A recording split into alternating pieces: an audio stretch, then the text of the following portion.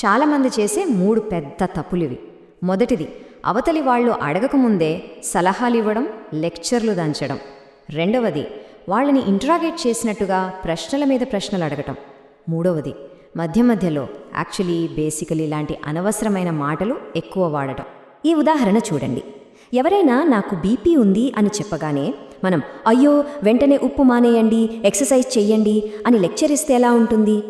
దానికి బదులుగా అవునా, అది మీకు ఇబ్బందిగా ఉందా, ఈ కొత్త రొటీన్లో ఏది కష్టంగా అనిపిస్తోంది అని అడిగితే చూసారా ఎంత తేడా? మొదటిది సంభాషణను అక్కడితో ఆపేస్తుంది. రెండోది వాళ్లపై మనకున్న శ్రద్ధను చూపిస్తూ సంభాషణను కొనసాగిస్తుంది.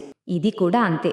కొత్తగా పరిచయమైన వాళ్ళని పోలీసులు విచారించినట్టు మీ పేరేంటి, ఎక్కడ పని, జీతమెంత అని అడిగితే ఎవరైనా ఇబ్బంది పడతారు. దానికి బదులుగా మనకు ఇష్టమైన టాపిక్, ఉదాహరణకు ప్రయాణం గురించి మాట్లాడితే వాళ్లను కూడా సంభాషణలోకి ఆహ్వానించినట్టు ఉంటుంది. గుర్తుంచుకోండి, మన లక్ష్యం వాళ్ళ బయోడేటా తీసుకోవడం కాదు, వాళ్లతో కనెక్ట్ అవ్వడం. ఇవన్నీ విన్న తర్వాత అమ్మో ఇది చాలా కష్టమేమో అని అనిపించచ్చు. కానీ అసలు విషయమేంటంటే ఇది ఎవ్వరైనా నేర్చుకోగల నైపుణ్యం. కావాల్సిందల్లా కాస్త ప్రాక్టీస్, సరైన పద్ధతి, అంతే.